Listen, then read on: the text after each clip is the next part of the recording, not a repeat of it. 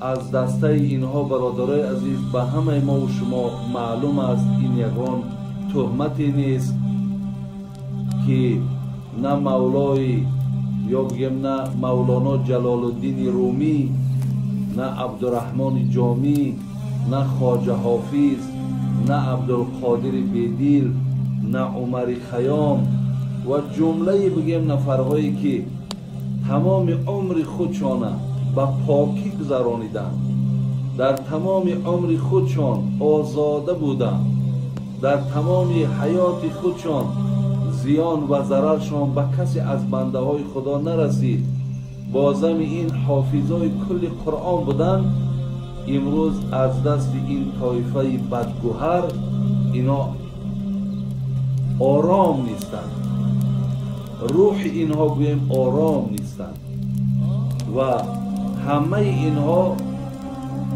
از جانب اینها تکفیر شدند، اینها کافرند، اینها گمراهند، اینها مشرکند، اینها مرتدند.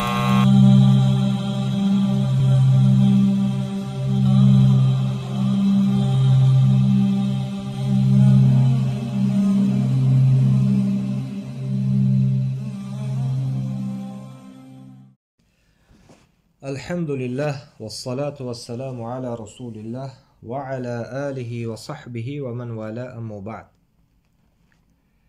السلام علیکم و رحمت الله و برکاته. برادران و خواهران اهل توحید، نخستین حاجی میرزا ابرانوف، یکی از داعیان تاجیکستان، باز هم اون عقیده باطل خود و کینه و عداوت خود به علما و طالب علمای اهل سنت و الجماعه باز هم آشکارتر و واضحتر کرد. ما به این عقیده باطل خود و بغض و کینه و عداوت خود آشکار کردنش اولا به الله سبحانه و تعالی حمد و ثنا میگوییم که الحمدلله روز تا روز چهرهش روشنتر و کشاد شده ایستاده است. و موضوعی که در حاجی میرزا، یکی از داعیان تاجیک که طاغوت پرست هم هست و گویم لشکری از لشکری طاغوتی هست، در نوار نوش میگوید که اینها یعنی تمام علمای ما را و تمام شاعرای ما را یعنی تکفیر کردند. اولا ما امیر میگوییم که سبحانك هذا بهتان عظیم، الله پاک است، این بهتان بزرگ است و این نسبتی ما یک بهتانی بزرگ است. و از کسانی که نام برده است، از شعرایی که به مانند یکیش جلال الدین رومی هست که او به نام محمد ابن محمد ابن حسین بهاءالدین بلخی نام برده می شود که تولد در بلخ تولد یافته است، هجری 604 و هجری 672 در خود انمین ترکیه که امروز که کونیا هست در همین جا وفات کرده است و همگی 66 سال عمر دیده است. خلاصه در گویم وخش امروزینه که وخش در ما هست در تاجیکستان، در همون وخش تولد یافته در ترکیه وفات کرده است. یعنی انمین به نام چی؟ به نام در اونجا یعنی چی؟ به نام جلال الدین رومی میگفتنش. این کس یک شاعر، یک فیلسوف گویم که از در طریقه مولوی است، یعنی که در طریقت مولوی، یک طریقه مولوی صوفیگی هست، در همین طریقه است این کس و شاگرد شمس تبریزی هست و همچنین محی الدین عربی ملحد. و درباره این علما خیلی هم بسیار چیزها گفتگی هستند و از بعض سخنهای کفری این کس ما جلال الدین رومی را بعض سخنهای کفری اینه میخونیم که چی میگوید. جلال الدین رومی که شیخ الاسلام ابن تیمیه رحمه الله درباره این کس در کتاب مجموع الفتاوی و جلد 2 صحیفه 471 و 72 را نظر کنید. در اونجا اساسی ما جای همون یعنی قولی که مثلا کفری گفتگی هست، همون قولش برای شما میخونیم. این میگوید که و کان یقول القرآن كله شرك ليس فيه توحید و انما التوحید فی کلامنا.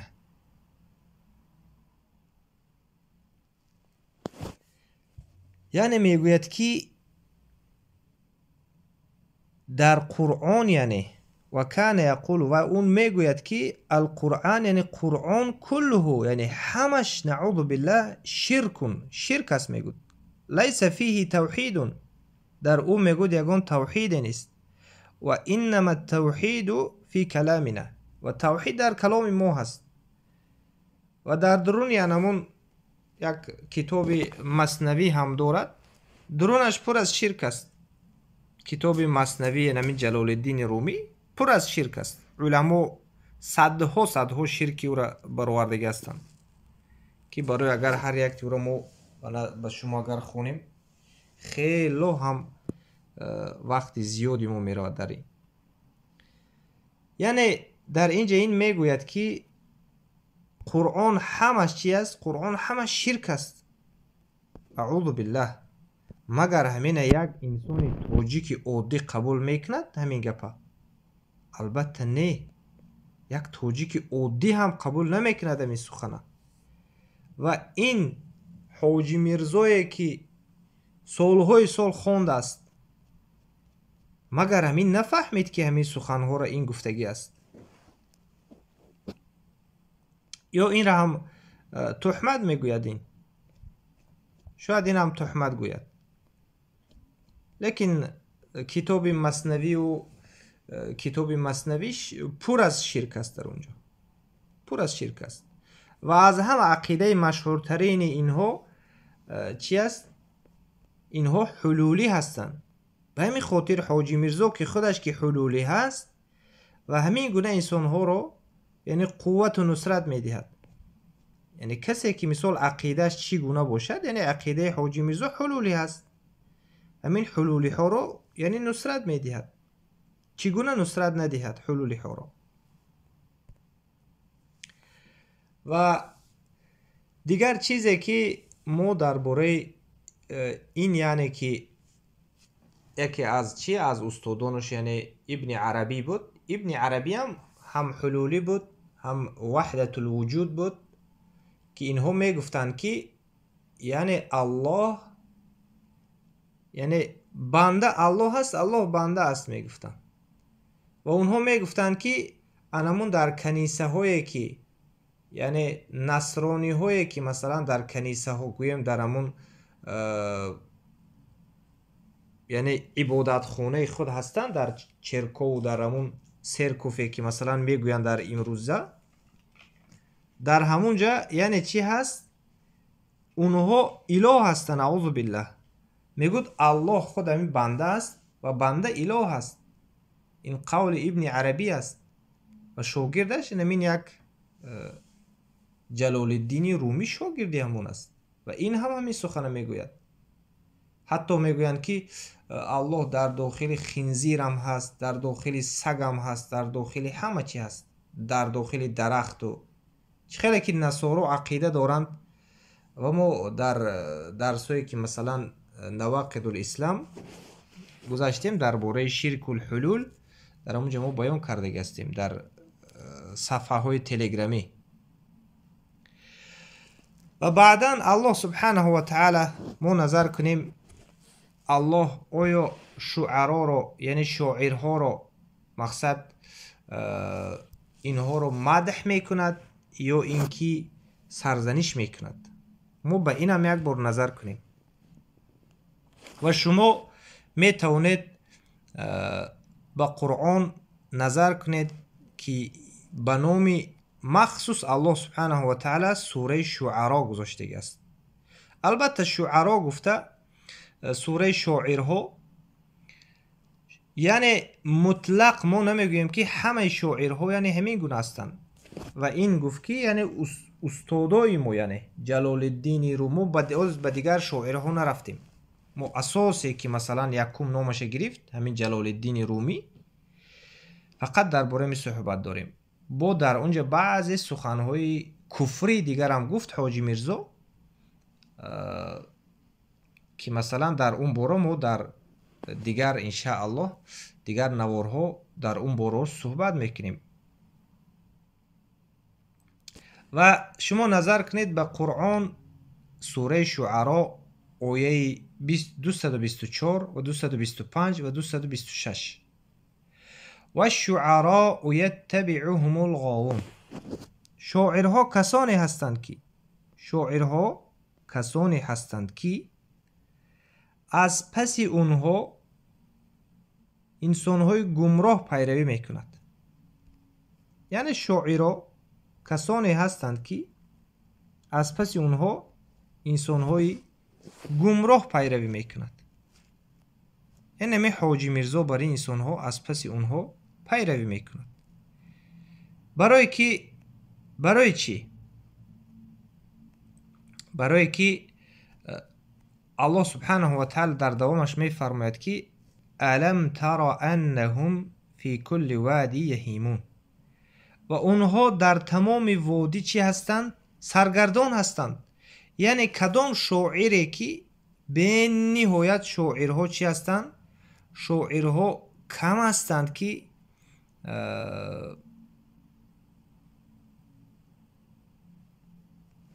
الله سبحانه و تعالی رحم کرده باشد به اونها. کم هستند. حتی اونمون حسان ابن ثابته که شاعر بود بعدا شاعریش پرتافت. وقتی قرآن خوند لذت قرآن فهمید از شاعری دست کشید. به همین خاطر ما باید به چی چنگ بزنیم؟ ما باید به قرآن و سنت به فهم سلف که حاضر ما برای شما انشاءالله علمای حقیقی علمای خراسان برای شما بیان میکنیم که علمای خراسان کی بودن. و شاعرها با یک چیز دیگر هم میگویند که الله سبحانه و تعالی میگوید که و انهم یقولون ما لا یفعلون. و اونها چیزهایی رو میگویند که خود نمیکنند. یک چیزهایی رو میگویند که خود نمیکنند. اونها زیر سخنهای اونها یعنی گویم که اکثر سخنهای اونها خیلی خیالی است، عقلی است، فکری هست. میشینن یک شعر از پیش خود میبافن، در سرشون چیزی بیاید یعنی چیکار میکنن؟ گفتن میگیرن. انا میگونه انسان ها را به حاجی میرزا و با مانند حاجی میرزا دیگر که دوملو عبدالرحیم قزاقانی قصه چی اونش چیکار میکند؟ این از اینو قصه و افسانه ای که مثلا شما را مردم توجی که گمراه کردگی هستن الله سبحانه و تعالی ملامت کرده ایستوده است. الله ملامت میکند شاعرها را. شما حتی با همون تفسیرهای آسان بیان هم نظر کنید، در همون سوره که ما گفتیم، سوره شعرا آیه 224 تا 226 در اوجه بیان کردگی است. یعنی البته که ما مراد از شاعر گفتن شاعرهایی که گمراه هستند، شاعرهای مشرک هستند، شاعرهایی که به فحش و فجور مردم چیکار میکنند؟ دعوت میکنند. و بعدا نظر کنید که رسول الله صلی الله علیه و سلم برای ما دو چیز گذاشتن. الله سبحانه و تعالی در قرآن هم میفرماید که و ما آتاکم الرسول فخذوه و ما نهاکم عنه فانتهوا. و رسول الله صلی الله علیه و سلم برای شما چیزی رو گذاشت بگیرید و از چیز منع کرد شما رو باز استید. و رسول الله صلی الله علیه و سلم چی گفت؟ علیکم بسنتی و سنت الخلفاء الراشدین المهدیین عضوا علیهم بالنواجذ. یعنی که به سنت من و سنت خلفاء راشدین و به سوی حق و راه راست مردم دلالت میکنن، هدایت میکنن، به سنت اونها چنگ بزنید. با دندانهای کرسی خود یعنی اونها را چیکار بکنید؟ یعنی بقپید، یعنی روحی کی را؟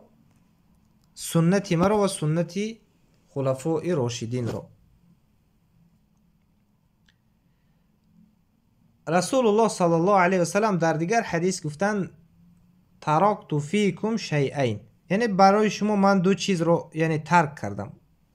لن تضلوا بعده، یعنی که بعد من یگون کسی شما بعد از این چی نمی شود؟ یگون بعد از من یعنی که گمراه نمی شود. گفتم رسول الله صلی الله علیه و سلم. این چی بود؟ این یعنی کتاب الله هست و سنت رسول الله صلی الله علیه و سلم هست.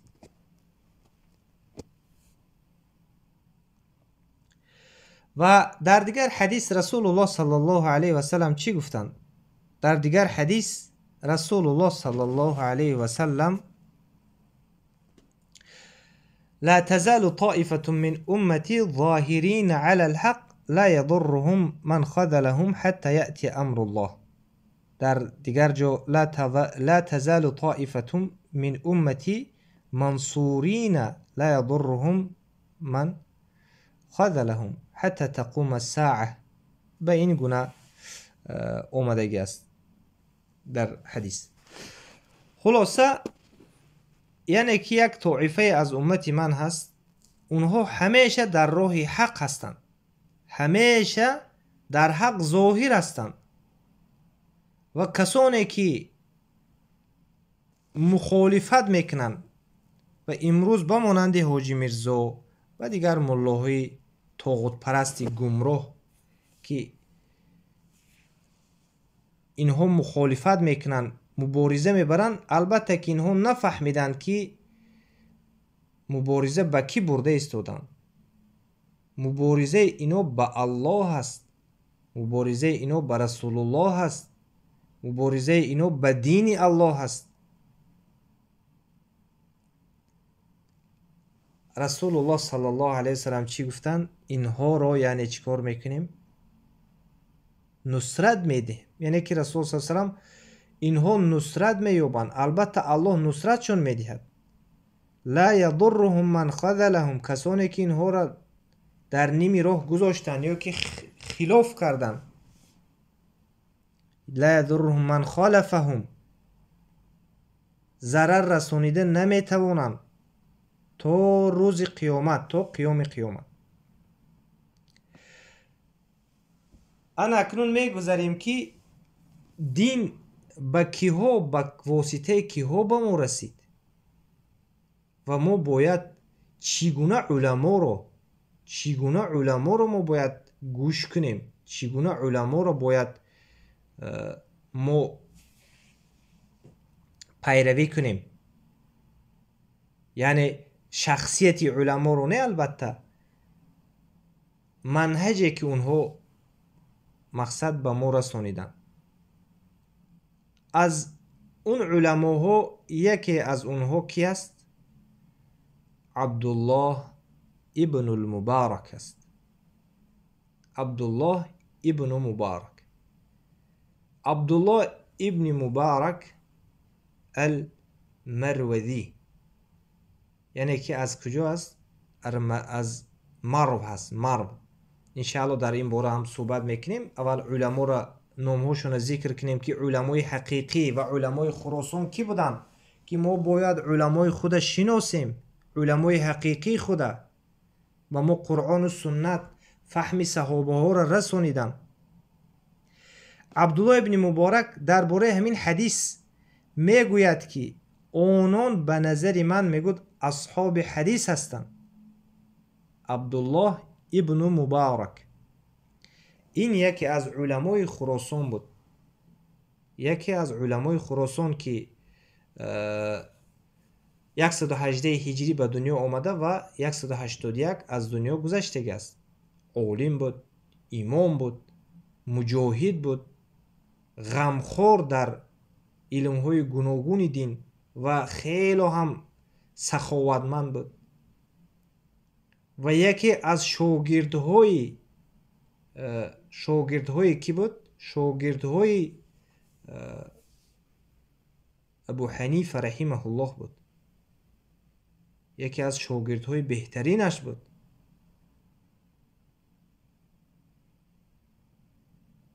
اما این جهلا، این امامای درباری، خیلی بیچاره اینا معرکه به معرکه شکم سیر کرده گردن. از کجا دیگر فهمند که این علمای حقیقی کی است؟ از کجا به مردم، به این مردم مظلوم تاجیک بفهمونند که یعنی که این علمای حقگو، علمای حقیقی ما کی بودن؟ رفتن دو شاعر و دو مثنوی و دو ربایی و دو قصه را خوندن، آمدن مردم رو به همون فریب دارن. معرکه به معرکه گشتین. در کجای میبینی شعر میخونن؟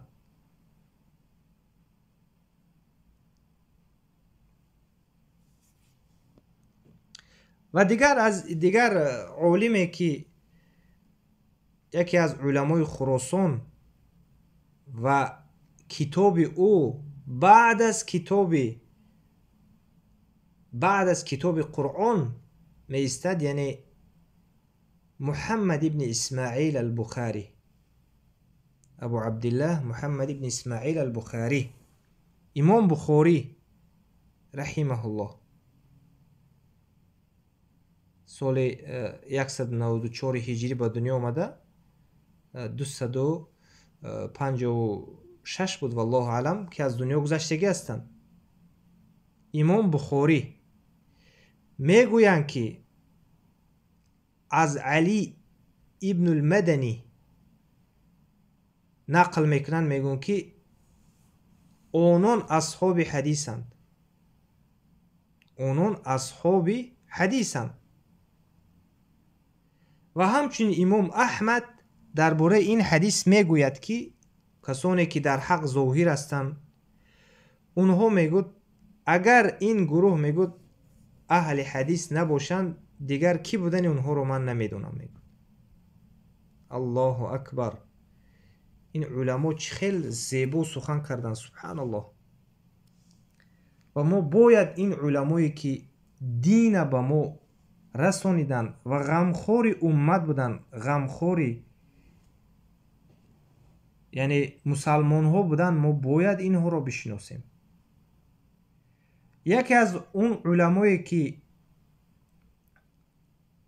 که از خراسان هست و علمای اهل سنت و الجماعه که ما باید بشناسیم و از کتاب های این گونه انسان ها استفاده کنیم که ابو عبدالله محمد ابن ناصر ابن حجاج مروزی، یعنی محمد ابن ناصر المروزی به امین نام مشهور هستند که سال 202 هجری در بغداد یعنی تولد یافته و در سمرقند سال 2094 وفات یافتگی هستند. یک انسان واقعا عالم که کتاب شرح سنه دارند، کتاب سنه دارند و همچنین کتاب مشهورترینشون با تعظیم قدر الصلاة که بهترین کتاب است. و دیگر از علما که شاگرد امام بخاری کی است؟ امام مسلم هست، ابوالحسین مسلم ابن حجاج ابن مسلم از کجا؟ از نیشاپور، از اینمین نیشابوری که امروزینه هست. علمای خراسان 206 هجری به دنیا آمده است.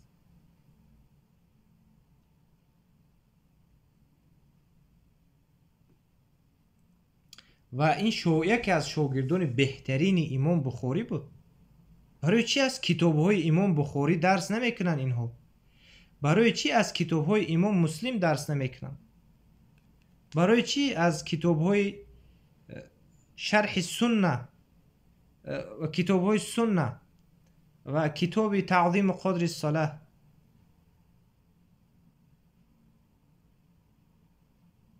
و دیگر از استاد امام بخاری که محمد ابن اسحاق ابن راهویه بود، استاد امام بخاری،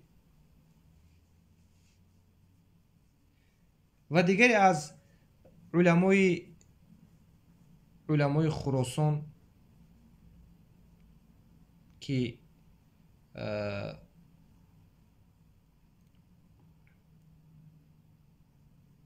ابو عبدالرحمن احمد ابن شعیب ابن علی ابن سنان ابن بحر ابن دینار النسائی، امام نسائی صاحب سنن نسائی، محدث. سبحان الله، برای چی از کتاب اینها درس نمیکنن؟ اون مولوی اژدهاری دیگرش میگوید که دوره حدیث خونده. دوره حدیث شما چگونه شما دوره شعر خوندگی هستید؟ والله اعلم. تو رو حالی خوندگی معلوم هم نیست، تو خوندگی هم نیستی تو که مولوی بختری، مولوی اژدهار. ما یک مراجعتی تو را دیدم در پشت این قدر کتاب میموریم، یک کتاب بگیری از روی کتاب خونی آخر. شرمنده. نه یا عربی را خونده میتونی، تاجیکی را درست نمیخونی. سبحان الله، شرمنده ها. ریش سب سفید شده است ولی تاجیکی درست گپ زدن نمیتونی. یعنی این از شرمندگی. این مردم از اینو چی دیگر؟ تاجیکی را ساز خوندن نمیتونن. تاجیکی را مردم از اینو چی میگیرن؟ اینو مردم فکر میکنید به سوی جنت راهنمایی میکنن؟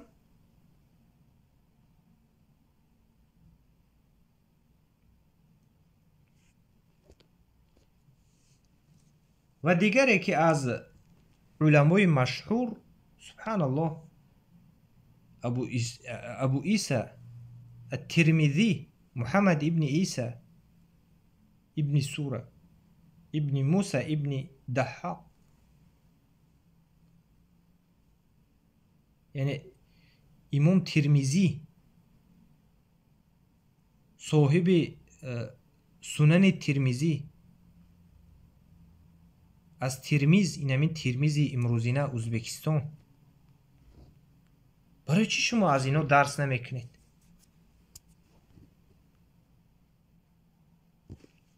و دیگری از مشهورترین بود، دیگری یکی از محدثان که از علمای خراسان هستند، این کس ابو داود است. ابو داود، ابو داود سجستانی، ابو داود سليمان ابن اشعث ابن اسحاق ابن بشير ابن عمرو ابن عمران الازدی سجستانی، معروف به نامی کی؟ معروف به ابو داود، که 202 هجری تولد یافته و 275 هجری از دنیا گذشته است. یکی از محدثان زمان خود بود، شاگرد امام احمد. اینا رو برای چی شما نمیشناسین؟ از این میبرد که شما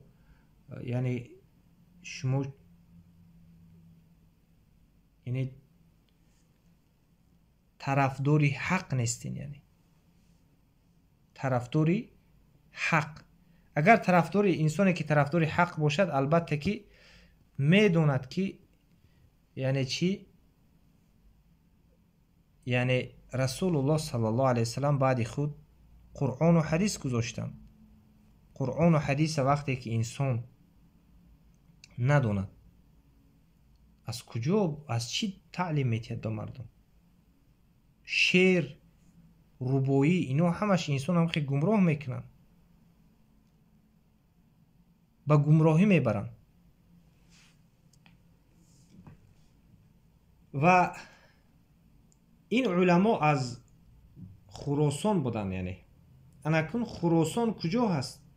خراسان یعنی خراسان گفته و یک چند جایی که مثلا هست، اصلا خراسانی بزرگ هم میگویم که منطقه های مثلا تاریخی هست، به اونجا داخل می شود بعض یعنی قسم های افغانستان، ترکمنستان، ازبکستان، تاجیکستان و یک منطقه ایران. انا جا یعنی که چی می شود؟ داخل می شود. و مروذی وقتی که ما می گفتیم، مثال محمد ابن نصر المروذی، اینو از مروز یعنی که از همون چی؟ از مرو یا که مثلا رای گرفته شده است که اونها کجا هستن؟ اونها یعنی یک منطقه که امروز در ایران که شهر تهران است در ایران، و در همون جا یعنی که چی است؟ جایگیر شدگی هست. و از بهترین و از دیگر بهترین علمایی که مثلا از علمای خراسان بود، ابو عبدالله محمد ابن اسحاق ابن محمد ابن يحيى ابن منده العبدي الأصبحاني صاحب التصانف، امام حافظ، ولد سنته. یعنی که این کس صاحب تصنیفات زیاد بود و امام بود، حافظ بود، و یکی از مشهورترین کتابش کتاب توحید ابن منده است و تولد شده از سال 310 هجری و 395 هجری وفات کرده است. و همچنین ابن ماجه، این هم یکی از محدثان، صاحب سنن ابن ماجه که وفات کننده 209 و 273 209 با دنیا آمده و 273 وفات کرده است. محدث، مفسر، مؤرخ. و همچنین محمد ابن اسحاق ابن خزیمه ابن المغیره ابن صالح ابن بکر سلیمی النیسابوری شافعی. ابن حزیمه که مشهورترین کتاب ابن حزیمه توحید هم هست و همچنین ابن خزیمه یعنی کتاب حدیث هم دارند و 223 هجری به دنیا آمده، 311 هجری از دنیا گذشتگی هستند و کتاب حدیثی اونو صحیح ابن خزیمه هست و همچنین کتاب توحید دارند و همچنین دیگر از علما به نهایت زیاد است و از جمله اونها ابو حاتم الرازی یا اینکه ابن ابی حاتم، ابو حاتم الرازی، محمد ابن ادریس ابن منذر ابن داود ابن مهران الحنظلی الغطفانی محدث ومن علماء الجرح والتعديل كنيته ابو حاتم، یکی از علمای محدث و علمای جرح و تعدیل و همچنین مفسر تفسیر ابن ابی حاتم و ابن جریر الطبری الطبرستان. سبحان الله، این گونه علما به نهایت زیاد هستند و اما این جهلا این علما رو نمیشناسند و میخواهند مردم رو به سوی جهالت ببرند. وقتی که از علمای سلف نشناسانیدن عاقبت چی میشود؟ و من خطاب بنده به مردم مظلوم تاجیک همین را گفتنی هستم که به یک حدیث سخن خود خاتمه میرسونم. عاقبت چی میشود؟ عاقبت مردم تاجیک این علمای سو، علمای درباری به کجا میبرند؟ همین حدیثی که من عذر میخونم به شما در همین جا عاقبت معلوم میشود. رسول الله صلی الله علیه و سلم در حدیث امام بخاری است، اخرجه البخاری فی کتاب العلم باب کیف یقبض العلم، در بابی یعنی چگونه یعنی که علم قبض می شود، علم چگونه قبض می شود. عبدالله ابن عمرو ابن العاص قال سمعت رسول الله صلى الله عليه وسلم يقول إن الله لا يقبض العلم انتزاعا ينتزعوه من العباد ولكن يقبض العلم بقبض العلماء حتى إذا لم يبق عالما اتخذ الناس رؤوسا جهالا فسئلوا فأفتوا بغير علم فضلوا وأضلوا. الله أكبر. عبدالله ابن عمرو ابن العاص رضی الله عنه میگوید که شنیدم سمعت رسول الله صلی الله علیه وسلم، شنیدم که رسول الله صلی الله علیه وسلم یقول میگفت به درستی که الله لا یقبض العلم انتزاعا، یک باره الله علم نمی بردارد از بنده ها من العبادی ولكن يقبض العلم بقبض العلماء، ولكن علم رو می بردارد به قبض علما. حتى اذا لم يبقي عالما اتخذ الناس رؤوسا جهلا، حتی که یک عالم هم باقی نمیموند. بعدا مردم چیکار میکنن؟ مردم این امروزینه برین این امین حاجی میرزای شاعر و دیگر شاعران قصه گویان رو چیکار میکنن؟ برای خود این گونه جهال و جاهل ها را برای خود چیکار میکنن؟ رؤوس میگیرن، پیشوا میگیرن، دملا و ملا و حاجی و فسئلوا، از اونها سوال میکنن و اونها فافتوا بغیر علم، اونها به علمانه به اینها چیکار میکنن؟ فتوا میدهند. پس به سبب فتوا دادگیشون چی می شود؟ به سبب فتوا دادگیشون فضلوا، پس چیکار میکنن؟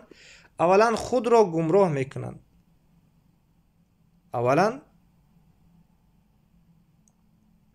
خود را گمراه میکنن، پس فاضلوا، پس دیگران را هم گمراه میکنن. امام بخاری در کتاب علم در باب یعنی چگونه از بین رفتن علم، در باب کیف یقبض العلم، یعنی علم چخیل قبض می شود. و شما باید چشم خود باز کنید تا اینکه این ملاهای طاغوت پرست و این علمای سو شما را فریب ندهند و اینها دعوتگرانی به سوی جهنم هستند. و ان شاء الله ما در ردیه های دیگر بازم دیگر کفریات اینا بیان میکنیم و تهمت های اینا بیان میکنیم. و سبحانك اللهم و بحمدك اشهد ان لا اله الا انت استغفرك و اتوب الیک.